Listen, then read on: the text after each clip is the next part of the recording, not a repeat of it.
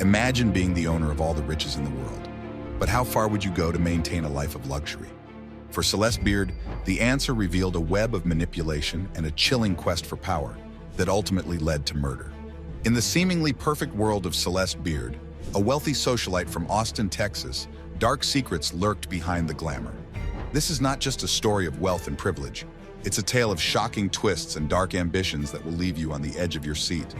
Celeste Beard, born Celeste Johnson, never knew her biological parents.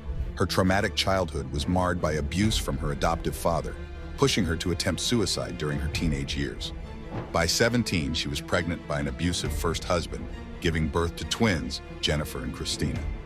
Her journey didn't end there. She went on to marry twice more, eventually meeting Stephen Beard while working as a waitress at a country club in Austin, Texas. We went on a trip to Europe, and some of the single women were just like vultures circling around a dead cow in the desert, and he said, God, I just wish I could just have some peace. Steve began spending more time at the very exclusive Austin Country Club. There, a 32-year-old waitress, Celeste Martinez, caught his eye. He says he hired a housekeeper, and that was Celeste, and then the next thing we know, his companion for the Super Bowl trip was his housekeeper. Think Stephen Beard was just another rich man? Well, think again.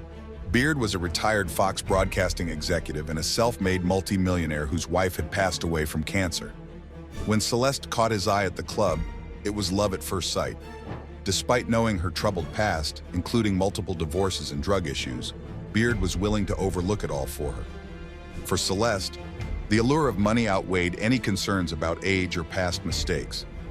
They married on February 18, 1995, sealing their vows with a prenuptial agreement that ensured Celeste a cash gift of $500,000 and another $500,000 if they stayed married for 3 years. For Celeste, it was a golden opportunity, one she was not about to throw away. On February 18, 1995, Steve Beard married Celeste Martinez. She was 32. He was 70. Under terms of their prenuptial agreement, Steve gave Celeste a cash gift of $500,000. She'd receive an additional $500,000 if they stayed married for 3 years.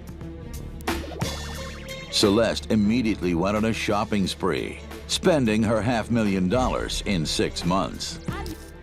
Steve adopted Celeste's twin daughters, giving them a stable home they had never known. But beneath this seemingly perfect setup, Celeste's true nature was lurking. After 3 years, she returned to her old ways, spending recklessly and leading a secret life. She was frequently seen partying with various men, including her ex-husband, Jimmy Martinez.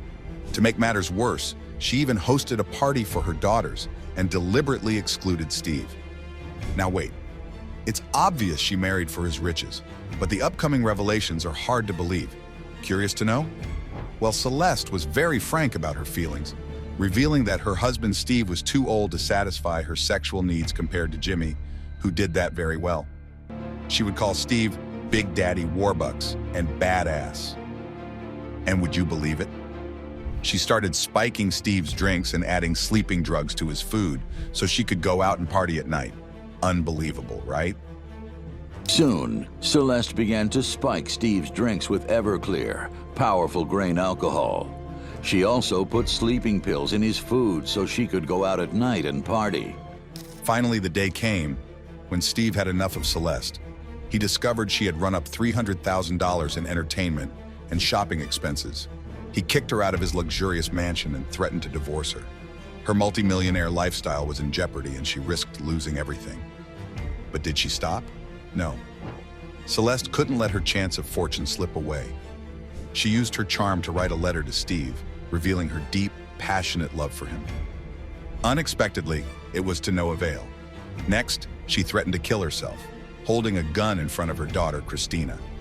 In reality, the gun was not loaded, but this plot worked on Steve. Soon, Celeste was sent to the exclusive psychiatric hospital, Timberlawn. There, she met a woman named Tracy Tarleton, who would change her life. Tracy Tarleton was suffering from bipolar disorder. Despite coming from a successful Texas family, her background was full of woes. She was severely abused by her mother and grew up to be an alcoholic. eventually landing in Timberlawn for shelter. Tracy was in desperate need of love and was easily deceived by Celeste's cozy behavior. A deeper bond grew between these two troubled women. After a month, they were released, but continued to see each other frequently. Steve mistakenly believed they were just friends, which turned out to be a significant error on his part. They saw each other almost daily, and Tracy's obsession with Celeste grew. She changed her style of clothing, colored her hair, got manicures, and more. Was Celeste true to Tracy's growing feelings, considering her history of affairs? Well, the next time Celeste opened her mouth, it signaled the birth of a new conspiracy. She told Tracy that Steve abused her. Meanwhile, Steve grew increasingly concerned about their relationship as Celeste continued to ignore him. Despite worsening conditions, Steve remained hopeful and continued to make efforts, even planning a European vacation for them. However, the night before their departure marked a heavy turning point for the family. At 3 o'clock in the morning, unknown footprints hastened toward the Beard house. An intruder slipped through the garden, passed by the poolside, and sneaked into the mansion, landing in Steve's room. He aimed a gun at Steve and fired. Steve later recalled, "My guts just jumped out of my stomach." Steve was rushed to the hospital, leaving behind a scene of confusion, suspense, panic, and blood. Who was this unknown assailant? Why did he attack Steve? What were his motives? There was still so much to uncover. During the investigation, the police found crucial evidence that would soon reveal the mastermind behind the attack. At the hospital, every member of Steve's family was tested for gunpowder residue on their hands and questioned one by one. All fingers pointed to one person, Tracy Tarleton. The police questioned Tracy next and examined her shotgun, which had her name inscribed on it. The shotgun shell found at the crime scene matched her gun. With this evidence, Tracy was arrested, making headlines in Austin. Now, back to Celeste. Can you imagine her reaction when her closest friend was accused of attempting to murder her husband, who lay in the hospital with a severe gunshot wound? So what did Celeste do? She shopped. She spent lavishly on jewelry and gambled, all while Steve still professed his love for her and planned to give her an even bigger share of his wealth. What a happy family, or so it seemed. But this was Steve's final gift to Celeste. Why? After 4 months, Steve died due to an infection in his lungs. He was buried beside his first wife, an emotional moment for everyone. Now, what was left behind? Yes, you guessed it, his wealth. But who would inherit it? Celeste, her daughters, or Steve's children? His riches were enough to satisfy everyone's needs and greeds, but not Celeste's. Amidst all her actions, how was her relationship with her daughters? It is said she manipulated them and treated them more like assistants than daughters. Not a good wife, a trustworthy lover, or even a decent mother. But after all her deeds, it was time for Celeste to face karma. The police were still suspicious of Tracy's involvement in Steve's attempted murder. They believed there was more to the story and eyed Celeste as a suspect. When this news broke, Celeste grew nervous and sought treatment. But did this mean she realized how uncontrollable she was? Apparently not. Her daughter, Christina, was worried about her mother's behavior, which included cutting herself with scissors or jumping out of a car. Christina grew so scared she could barely face her mother. During a phone conversation, Celeste became aggressive and nonsensical, expressing thoughts of self-harm. Jennifer and the family were convinced Celeste was the mastermind behind Steve's murder. Christina, however, remained skeptical until she received a call from her mother, revealing Celeste's plan to kill Tracy by hiring someone. This was the turning point for Christina, who finally saw her mother's true nature. She approached the prosecutor with the recording, letters, and suspicions. Finally, on March 28, 2002, Celeste was arrested and charged with capital murder. As the final hours of Celeste Beard's impending doom approaches, all she had left were her manipulative skills and her deceased husband's vast fortune. In a twisted irony, she used both to her advantage.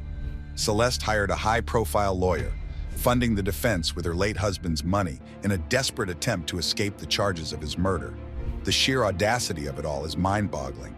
The lawyer brought in an astounding 45 expert witnesses to shield his client, covering everything from finance to mental health. To add to the drama, Celeste entered the courtroom with a plaster on her leg, perhaps in a bid to garner sympathy from the jury. Did you ever have any romantic involvement with Tracy Tarleton? Never did not. Did you have any kind of intimate physical relationship with Tracy Tarleton? Never did not. What was the reason that you had communication with Tracy Charles in May of June 2000? Because I had lost my entire family in less than 6 months. Did you ask her if she shot Steve Beard? Yeah. When questioned about her relationship with Tracy, Celeste denied any physical intimacy, insisting she was not responsible for her husband's shooting. However, Tracy's testimony starkly contradicted this. She confessed to not only kissing Celeste, but also engaging in a sexual relationship with her. Tracy revealed that their connection was genuine. She continued that Celeste spiked Steve's drinks and contaminated his food with sleeping pills to get out of the house at night. She was even exploring lethal substances like botulism. Incredibly, Celeste had even encouraged Tracy to kill Steve. The courtroom drama reached a fever pitch as the twin daughters were unjustly suspected of being gold diggers like their mother. Yet they were innocent of any such motives. Despite the mounting evidence, it wasn't until the end of a grueling 4-week trial, and after 23 hours of deliberation, that the jury reached a verdict. She was convicted of capital murder under the Texas law of parties, receiving 2 consecutive 40-year life sentences.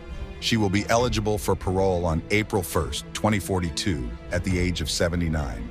Finally, the charges against Celeste were deemed true and justice was served. The courtroom breathed a collective sigh of relief as the truth was revealed. Celeste Beard got what she deserved, but what about her innocent daughters? Their suffering is a heartbreaking part of this story. As we close this chapter, remember the real impact on those who were caught in the crossfire. If this story intrigued you, make sure to like, subscribe, and hit the notification bell for more fascinating tales. Stay tuned for more stories that touch on the lives affected by crime.